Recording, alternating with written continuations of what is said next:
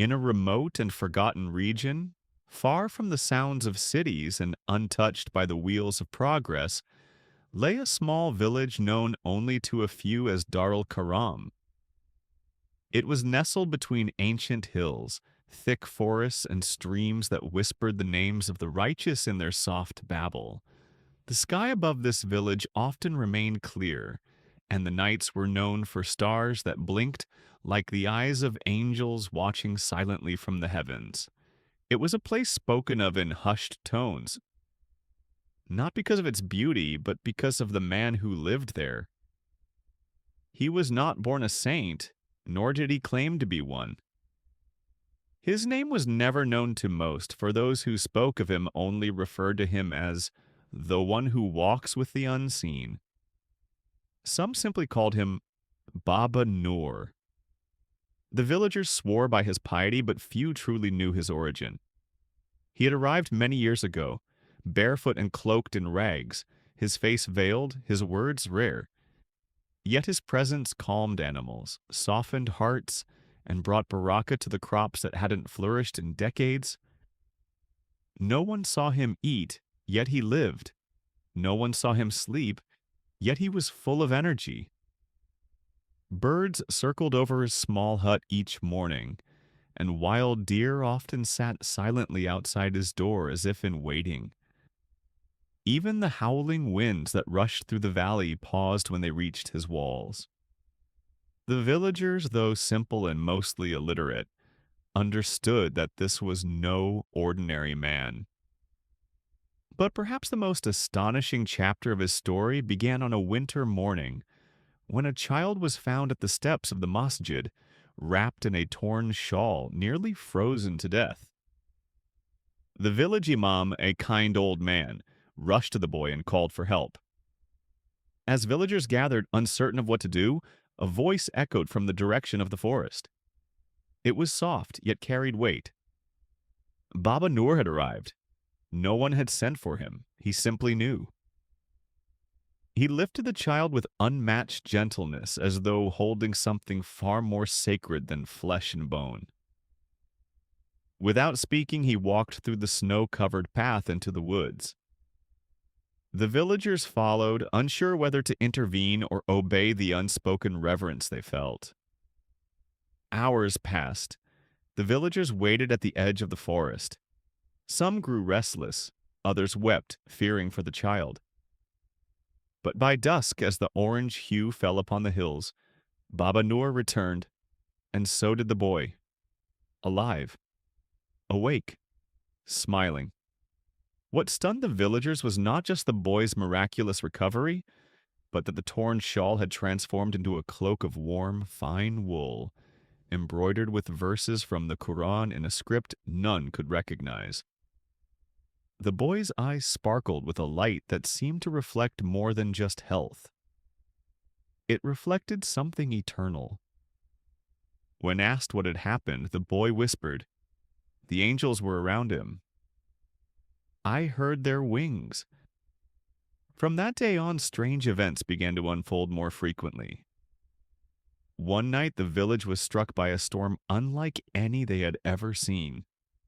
Thunder cracked the sky open, and winds howled with such force that trees were uprooted. Roofs flew off homes, and fear gripped the hearts of every man, woman, and child. But in the midst of the chaos, a light was seen above Baba Noor's hut. A light that did not flicker with the wind. It glowed steadily like a lantern suspended between the heavens and earth. Some villagers, despite their fear, ventured out. They claimed to have seen the figure of Baba Noor standing in the open, arms raised toward the sky, his lips moving, his feet bare upon the wet earth. The next morning, when the villagers assessed the damage, they found something beyond belief. Every home in the village had sustained damage, except one, the masjid. Not a single stone had moved, not a single window shattered. Inside, the Qur'ans remained dry. The lamp still burned, and near the mimbar lay a fresh white rose, fragrant, untouched by the storm. From that day forward, the villagers began to leave small notes near Baba Noor's hut, asking for prayers, healing, guidance. He never asked for anything in return, and yet their lives began to change. Sick children recovered. Barren trees bore fruit. A blind woman whose world had been dark for 20 years claimed to have dreamt of Baba Noor brushing her eyes with something golden. She awoke the next morning and she could see. But perhaps the most powerful tale was told by a traveler. He came from far away, a scholar from the city of knowledge, skeptical of village tales. When he arrived, he sought to debate, to question, to expose what he thought was nothing but folklore. He demanded to see Baba Noor. The villagers warned him. He does not come for arguments. He comes when the heart calls him. Still, the scholar mocked, what sort of saint fears a simple discussion? That night, as the scholar camped outside the village, something happened. The moon was full and the night was still. As he sat by his fire, scribbling his thoughts on paper, he saw something move at the edge of the trees. It was not a beast, it was not a man. It was light, shaped like a figure cloaked in a flowing robe. He blinked, and then he saw. A man, tall and humble, barefoot, walked toward him. His face could not be seen, not because it was hidden, but because the scholar's eyes could not bear the light. The figure sat beside him, said nothing, just looked. In that silence, the scholar said he felt every arrogance, every question, every doubt begin to fall away like dead leaves in autumn. He wept. When he woke up the next morning, the man was gone, but the paper on which he had written his criticisms now bore something else. A single line in ink that shined with gold. Truth does not scream. It whispers to those who are silent inside. The scholar left the village that day with nothing but a walking stick and tears in his eyes. Years passed, and the village of Darul Karam quietly flourished. It remained untouched by the corruption and haste of the outside world, preserved in its serenity, as if time itself slowed down within its borders. Children grew into young adults under the protective shade of Baba Noor's silent prayers. Even the elders who had once bent over with age now seemed to walk with strength, unknown to their years. No one could truly explain it, but they all felt it. As long as he remained among them, their lives were wrapped in some invisible protection. But Baba Noor, though ever present, began to appear less often. His hut at the forest's edge stood still and silent for weeks, sometimes months, with only the flicker of a soft golden light in the window each night as the sign of his wakefulness. Birds would still gather in the early mornings, singing at his doorstep as if performing a sacred duty.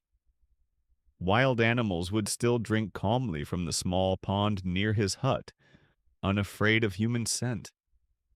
But the villagers grew more cautious. They missed his presence, but none dared disturb him unless the need was grave. One such need did arise. A strange illness crept into the neighboring valley. It began with fevers and chills, but quickly turned to silence. People who had been walking in the markets a day before were suddenly found lifeless in their beds. No wounds, no signs of struggle, just eyes wide open and lips frozen in mid-prayer, as if they had seen something vast and divine just before death. Whispers reached Darul Karam. Panic began to grow. No one wanted to say it aloud, but the villagers feared the illness would reach them too. And it did. One morning, a child from the village, Halima, a bright little girl with laughter like bells, collapsed near the masjid steps. She did not move. Her eyes remained open. Her mother screamed so loud that even the wind seemed to stop. The villagers gathered. The imam tried reciting ruqya. Mothers clutched their children close. Fathers buried their heads in prayer, but Halima lay still, her breath barely there, her body cold. No one knew what to do. Then, as if from nowhere, an old shepherd appeared, his clothes torn by thorns and his feet dusty from days of walking. He said he had come from the mountains to seek the man of light, the one whose presence was known even in dreams. The villagers quickly understood he had come for Baba Noor. But Baba Noor had not been seen for weeks. They ran to his hut, knocked, waited, called out, but there was no answer. One of the elders, with tears in his eyes, simply sat at the door and began reciting Surah Yasin.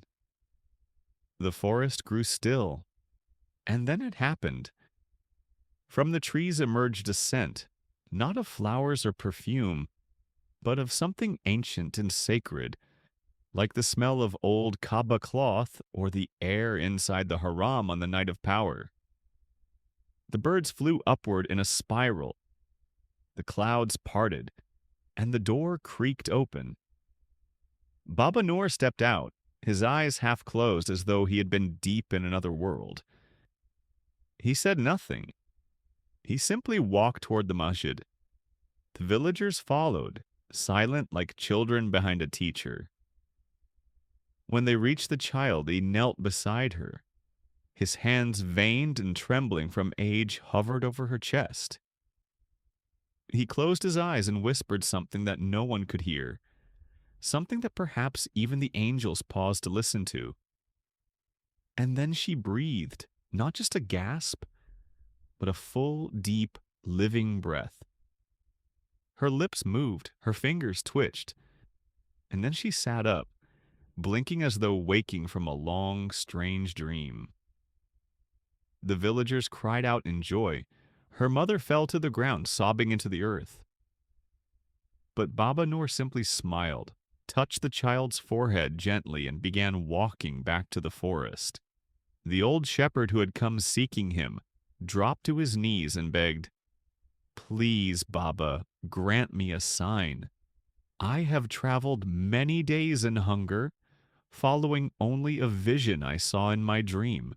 Baba Noor turned to him, placed a hand on his shoulder, and said softly, "The sign you seek is not in me. It is in your hunger, in your footsteps, in the dream that made you move." And with that he was gone. But that night, as the shepherd slept near the masjid, he dreamt again.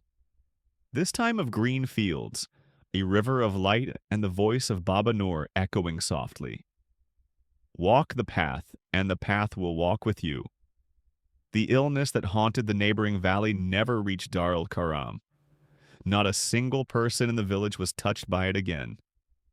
And Halima grew up to be a woman of immense knowledge and compassion, eventually becoming the teacher of children who would grow to carry Baba Noor's legacy long after his departure. But stories of his miracles only continued to grow. A traveler lost in the forest once claimed he had been guided by a glowing deer that led him directly to the village gate. He swore the deer had human eyes, filled with wisdom. Another man, robbed and left for dead, said a voice whispered to him in the night, telling him to rise and walk, guiding him by starlight until he reached Dar al-Karam. The villagers never questioned these stories. They simply nodded and said, "He sees those whom Allah allows him to see."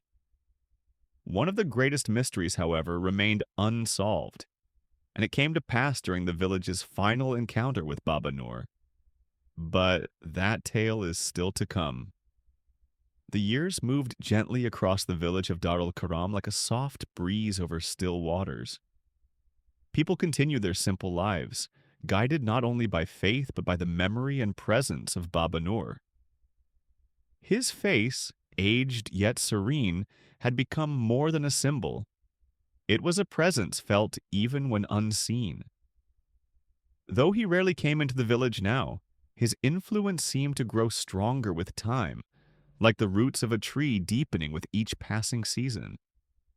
Children were told bedtime stories not from books, but from the real events of Baba Noor's life.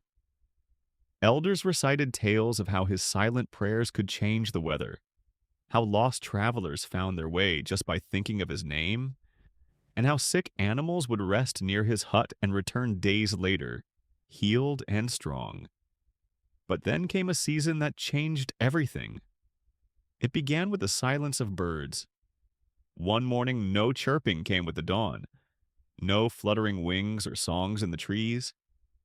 Even the wind felt hesitant, as if holding its breath.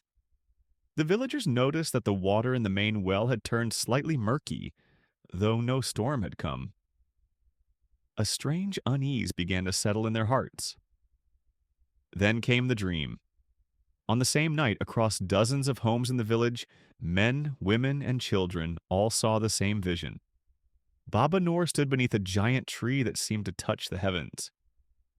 His eyes were closed, his lips moving in prayer, and light poured from his chest in waves. But surrounding him were dark figures, not fully human, not fully beast, made of shadows that moved like smoke. They tried to reach him, but could not. And then, just as the villagers in the dream cried out to warn him, Baba Noor opened his eyes and said a single sentence. "It is time." They all woke in fear. The village imam, the teachers, and the elders gathered. This was no ordinary dream. It was a sign, a message. Some believed it meant Baba Noor would leave them soon. Others feared it meant danger would arrive. Either way, they agreed on one thing. They had to go to him. So the next morning, a group of villagers walked to the edge of the forest. They carried gifts of honey, bread, and fresh water, not out of tradition, but out of love. But when they reached the familiar clearing, their hearts sank. The hut was gone. Not burned, not collapsed. Simply gone, as if it had never existed. The pond was dry. The stones around it scattered, as if pushed by unseen hands. But in the center of the empty space where the hut once stood, there was something else. A prayer mat, untouched by dust or time, and on it a folded piece of parchment. The imam stepped forward, picked it up with trembling fingers, and opened it.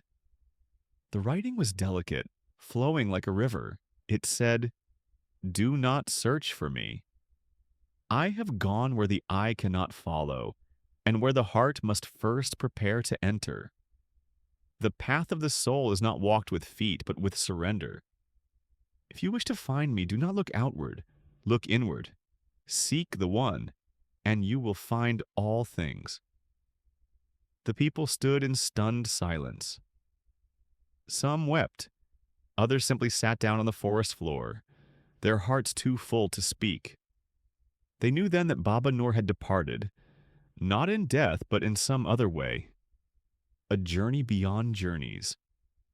But that was not the end, because the miracles began again. And this time, they were greater than before. One night, a fire broke out in a nearby village, tearing through homes and farmland. The sky turned black with smoke, and the people screamed in terror. But then, from the east came a sudden wind, cool, sharp, and filled with a fragrance none could describe. The fire bent back on itself, as if frightened, and in the ashes of the last house they found a single palm leaf, unburnt, with the words, "Trust in the unseen," written on it. Another time, a caravan of traders lost in the desert for 4 days without water reported being guided by a figure of light who gave them direction and handed them a flask that never emptied until they reached the oasis. When they asked his name, he only smiled and said, "I walk for the one who walks with you." When one of the traders, a man from Dar al-Karam, heard this, he fell to his knees in realization. "He walks still," he whispered. "Our Baba walks still." In the village, the well that had grown murky began to shine like silver. The water now carried a sweetness like dates. Women who were barren began to bear children after praying near the old hut's clearing. The dates from the palm tree by the masjid, once sweet, now carried a taste that brought tears to the eyes. A doctor who tasted one said, "This is not of this world." And one final miracle was yet to come. It was years later. A funeral was being held, that of an old man, known only for his stubborn silence. He had lived on the edge of the village and had never spoken of faith or visited the masjid. Most thought he was a man lost to the world.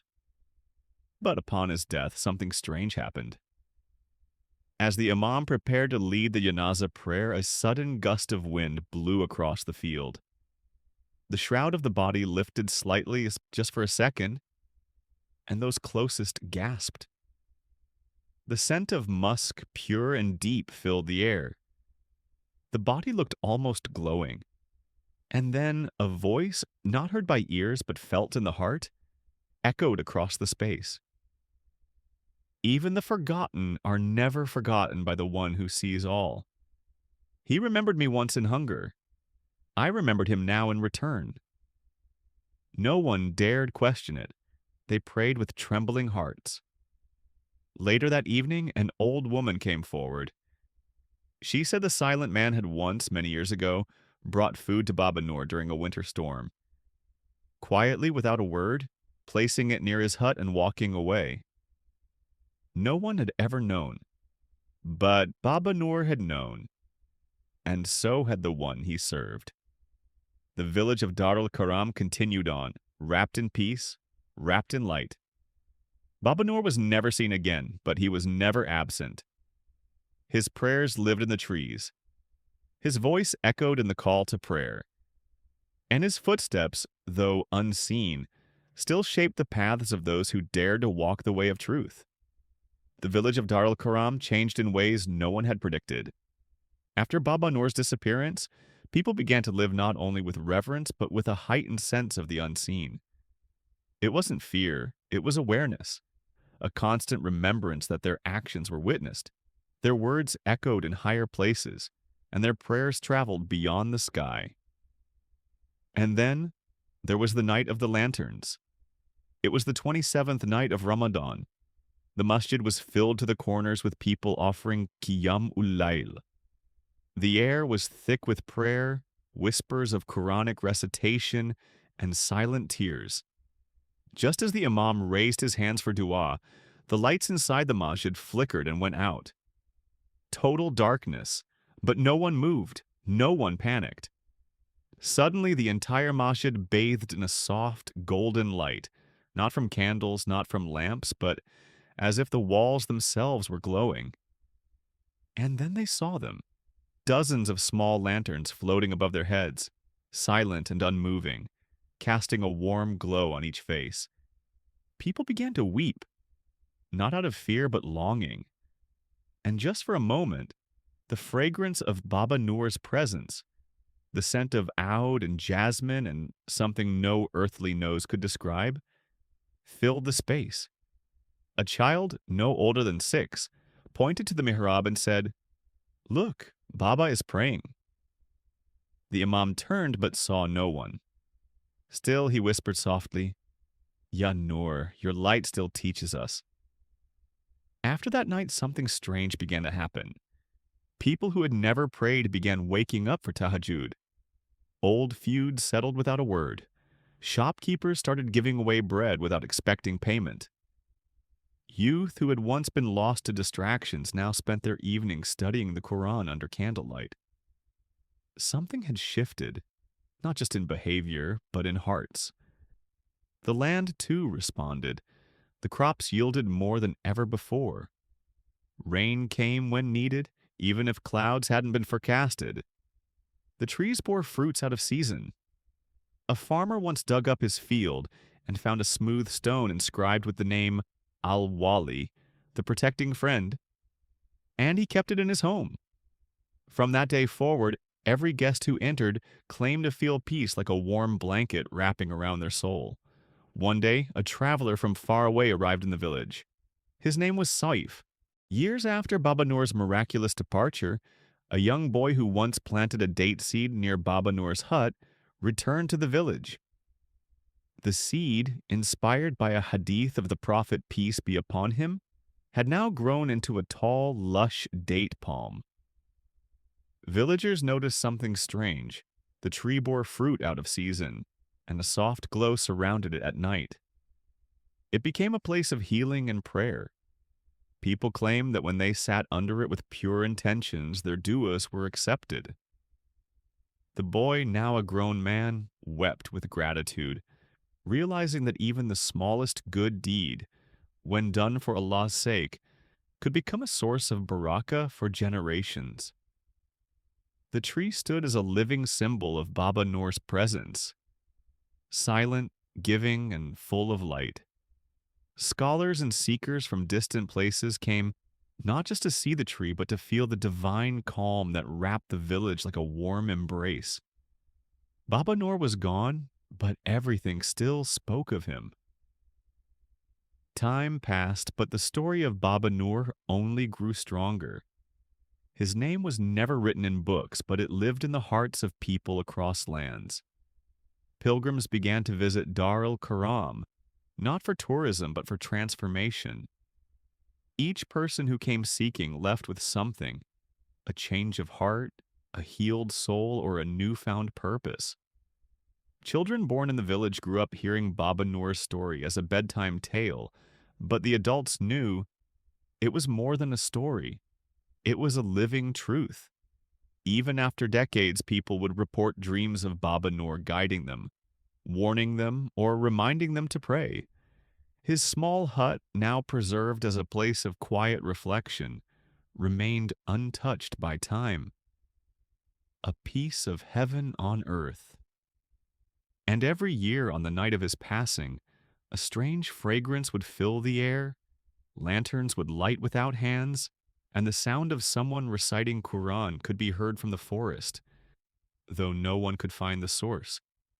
In a world that forgot many saints, the people of Dar el-Karam remembered Baba Noor. Not with pictures, not with shrines, but by living the light he left behind.